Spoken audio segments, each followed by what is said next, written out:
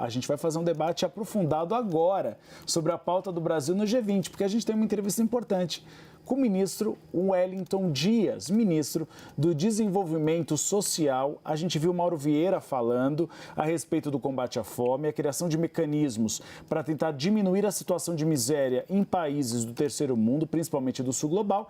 E o ministro vem explicar para a gente, ao vivo aqui no Bastidores CNN, que mecanismos podem ser adotados. Muito obrigado, ministro Wellington Dias, que está aqui no estúdio da CNN em Brasília. Agradeço a participação do senhor. Ministro, a gente viu o Mauro Vieira, o chanceler, falando muito claramente do combate à fome. Um dos pontos que tem sido discutido é justamente a questão da criação de mecanismos de renegociação das dívidas de países africanos. Esse deve ser um ponto contemplado na proposta do Brasil? Gustavo, primeiro saudando aqui você, a Tainá, saudar aqui toda a equipe. Sim, aqui, como você mesmo lembrava aí na abertura, a grande guerra que o Brasil quer travar, e para isso trabalha dialogando com o mundo, é a guerra contra a fome e a pobreza. É aqui que o mundo tem que tratar com prioridade. E são várias alternativas. Aqui, ao mesmo tempo que tem essa reunião no Rio de Janeiro, coordenada pelo meu colega Mauro Vieira, nós temos aqui em Brasília também uma outra plenária com 54 delegações que estão participando de forma virtual, tratando dessa força-tarefa da Aliança Global contra a Fome e a Pobreza, trabalhada pelo presidente Lula, desde que teve o seu nome ali aprovado para a presidência do Brasil no G20 em Nova Delhi, na Índia. E de lá para cá, uma série de diálogos. Qual é aqui para você compreender? Trabalhar para ter uma cesta de experiências, de propostas que já foram experimentadas, comprovadamente eficientes nessas duas linhas, da erradicação da pobreza e aqui também na erradicação da fome. Então, propostas como transferência de renda condicionada, como Bolsa Família, ali condicionado a que se cumpra regras de vacinação, acompanhamento à gestante, enfim, na saúde por parte da família. A matrícula na escola, frequência, aprovação, para que se tenha ali, pela educação, uma oportunidade de interrupção de uma história de pobreza. Então, da mesma forma, nós vamos trabalhar em outros campos. Aí entra essa parte financeira. E uma das propostas, agora a União Africana discutiu esse tema na Etiópia, de que os países da África, por exemplo, eles têm uma dívida com vários credores, o Fundo Monetário Internacional, Banco Mundial, enfim, que chega a 850 bilhões de dólares aproximadamente.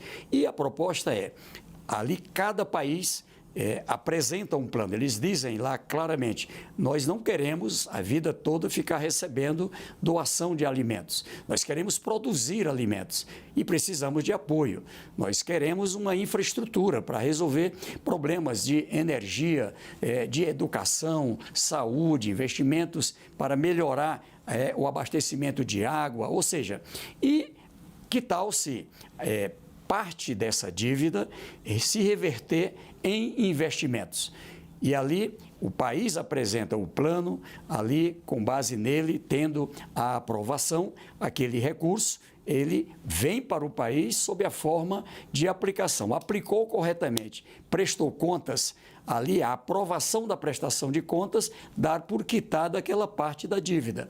Se não prestar contas, ali tem a transformação em empréstimo, continua como devedor. Então, eu acredito que um conjunto de propostas voltada para a área financeira, conhecimento, vinculado às várias experiências do mundo, não só do Brasil, mas de todos os países do mundo, para se escolher o que a gente chama de uma cesta de alternativas, e quem participar da Aliança Global deve também trabalhar com aquelas que são as alternativas comprovadamente, cientificamente eficientes.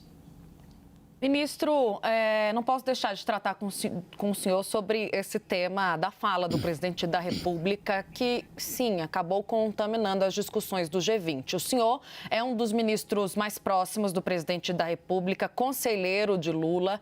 Sei que mantém linha direta com o presidente. O senhor chegou a tratar desse assunto com o presidente. E, na sua visão, qual será o desfecho para essa crise agora instalada com Israel?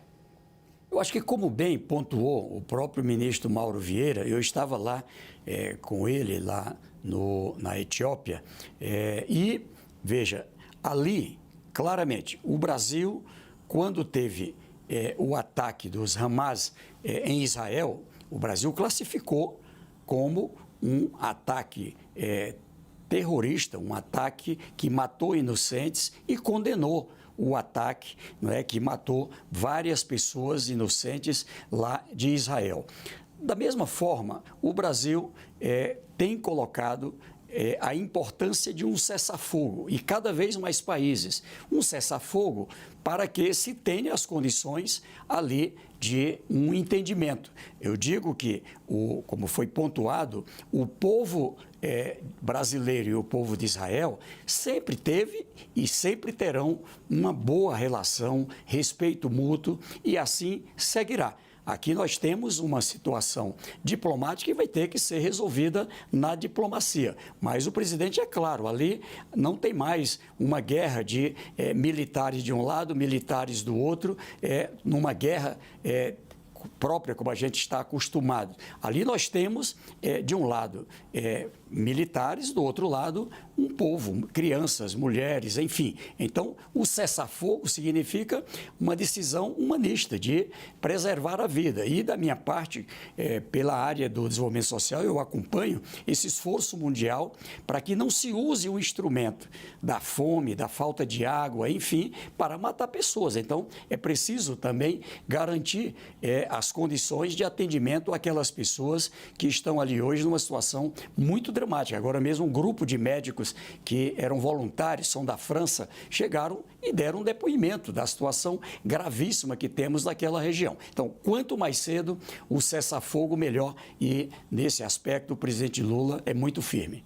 Cabe a ele vir a público, o ministro, para uma retratação, ou ao menos para trazer essas explicações que a gente tem ouvido do entorno do presidente, mas não dele até agora?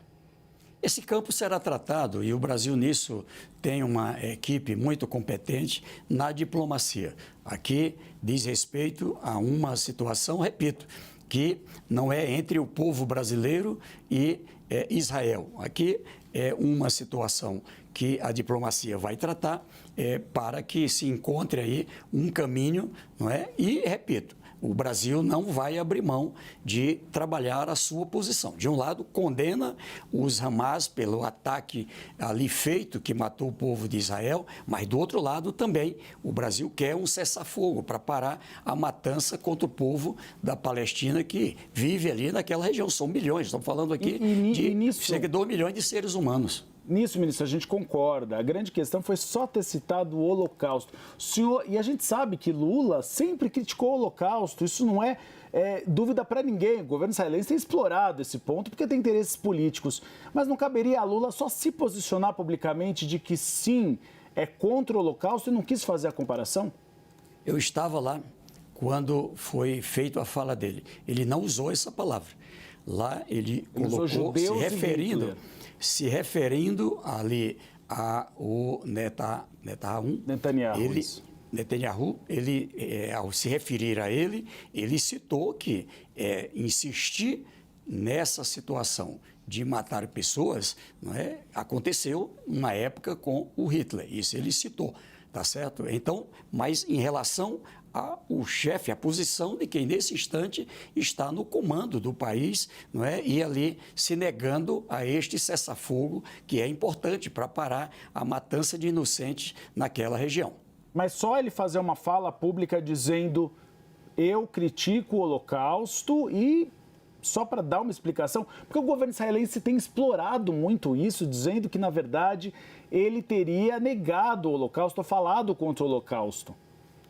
Então, aqui quem vai tratar sobre isso é a diplomacia. Nós temos um excelente quadro sob a liderança do ministro Mauro Vieira e é diplomaticamente que será tratado. Aqui, repito, a guerra que o Brasil quer travar é a guerra contra a fome e a pobreza. É esse caminho que a gente quer colocar nas prioridades. A verdade, já é um acordo aprovado em 2015 pela ONU. Ali se trata da meta 1 e 2, dos Objetivos do Desenvolvimento Sustentável. Ali 2030, era para o mundo ter avançado e até 2017 a gente tinha redução de pessoas no mapa da fome, redução da pobreza e a partir dali, mesmo antes da pandemia, voltou a crescer. Então agora é preciso que o mundo, que é capaz de produzir alimentos para todas as pessoas, garanta as condições de acesso a esse alimento, porque é vergonhoso para a humanidade, no século XXI, a gente não dá conta de um problema como esse. Aqui no Brasil, nós temos a obrigação de, novamente, tirar o Brasil do mapa da fome, reduzir a pobreza, apoio para que as pessoas, através do trabalho, do emprego, do empreendedorismo, ali tenham a condição de uma vida digna. E ainda com a promoção da dignidade. É essa a posição firme do presidente Lula e hoje, aqui, com a posição, eu vejo a posição de vários países, dos Estados Unidos, da Indonésia, da Austrália, da França, da Itália, enfim, todos os países, todos os organismos numa mesma linha, compreendendo que sim, o mundo tem que retomar ali os planos nacionais, ali o Brasil quer contribuir com conhecimento, ali que se quer encontrar os mecanismos para a parte financeira, onde os países mais desenvolvidos venham a participar, ajudando aos países em desenvolvimento. Vamos falar de fome, então, ministro, de Bolsa Família. Tem uma pesquisa que saiu do governo federal apontando que é o programa do governo federal mais conhecido pela população. 96% da população citam Bolsa Família e dizem que conhecem. Só que o economista José Marcos Camargo fez um estudo que acendeu um sinal amarelo. Ele diz o seguinte, que com a pandemia do coronavírus, se pagou aquele voucher do Auxílio Brasil de R$600, depois se pagou o Bolsa Família. E muitas das pessoas, contingente de 2 milhões de pessoas acabaram saindo do mercado de trabalho, porque eles avaliam que é melhor receber esse benefício social do que entrar no mercado de trabalho. Aqui a gente está fazendo julgamento de mérito da necessidade do Bolsa Família para diminuir a desigualdade social.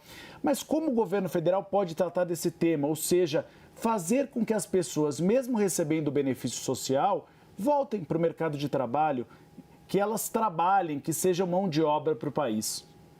Olha, Gustavo, primeiro eu te agradeço aí por essa temática, porque, veja só, até 2022, nós tivemos um forte crescimento da informalidade no Brasil. Um forte crescimento da informalidade, do emprego e também do empreendedorismo.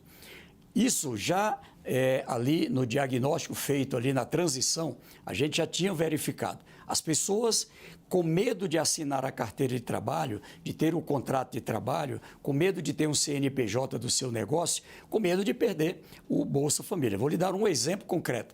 Eu fui na Bahia fazer uma visita a uma família na cidade de Lauro de Freitas, ali com a nossa prefeita, com o governador Jerônimo, e ali uma família, pai, mãe, 12 filhos. Essa família entrou no Auxílio Brasil ali em 2021. E quando a mãe assinou a carteira para ganhar um salário mínimo, perdeu o Auxílio Brasil. Quando a gente pega o que ela ganhava, que era um salário mínimo, e divide por 14 pessoas, dá R$90 per capita. Ora, no novo Bolsa Família, nós fizemos a grande mudança. Qual é essa grande mudança? Primeiro, a gente todo mês faz a folha do novo Bolsa Família. E ali a gente mede a situação de 56 milhões de pessoas que estão no Bolsa Família, mas também são 95 milhões do cadastro único. E ao fazer essa averiguação, a gente mede a renda. Se a renda per capita daquela família, que tem carteira assinada, que tem um CNPJ, mas se ela está abaixo de 218, recebe o Bolsa Família e recebe o valor do trabalho. Quando a renda sobe e ultrapassa de 218, mas está abaixo de meio salário mínimo, que agora, com o novo aumento real, vai para R$ 706,00, 50% do salário mínimo, 1.412 é o salário mínimo, então a metade. Quando essa renda está em 400 per capita, R$ 500 per capita, ela entra na regra de proteção. Ela também não sai, ela recebe o do salário e metade do Bolsa Família. E ali ainda se preserva o das crianças, dos adolescentes. Com essa regra, olha só o que aconteceu. Nós fechamos o ano de 2023 com cerca de 9 milhões de pessoas do Cadastro Único que em algum momento assinou a carteira de trabalho no cruzamento CAGED com Cadastro Único. Então, 9 milhões do Cadastro Único assinaram a carteira. É claro que tem muita gente de emprego sazonal, sim, é construção civil, é ali na agricultura, mas tem um dado positivo, está perdendo esse medo. E olha, quando a gente pega o saldo positivo, o número de emprego em 2023, acima do que era em 2022, 90% é o povo trabalhador do Cadastro Único. 71% é o povo trabalhador do Bolsa Família. Então, é falso esse argumento que as pessoas não querem trabalhar. Querem trabalhar. Quem é que não quer crescer? Alguém que já é rico quer crescer, alguém que é da classe média quer crescer. Imagine o mais pobre, quer uma oportunidade. E aqui você tem razão. Estamos trabalhando, no Ministério não tinha, nós criamos a Secretaria Nacional da Inclusão Socioeconômica e estamos trabalhando com o ministro Marinho, com o ministro Fernando Haddad, ministro Paulo Teixeira, vários ministérios e com os municípios, com os estados, com o setor privado, com as entidades para qualificação, para garantir, inclusive com o Sistema S, garantir que essas pessoas estejam preparadas para as oportunidades de emprego. Ou seja, aqui é uma proteção. Primeiro, para tirar da fome. Segundo, para tirar da pobreza, da miséria também. Aliás, olha aí, a miséria, que era em torno de 17%, caiu para 7,6%. Isso aqui é sinal que a renda de trabalho começa a impactar. Então, eu digo a você que esse caminho que você falou, de se dar a mão às pessoas para que possam crescer, isso aqui é prioridade e vamos trabalhar com muita força.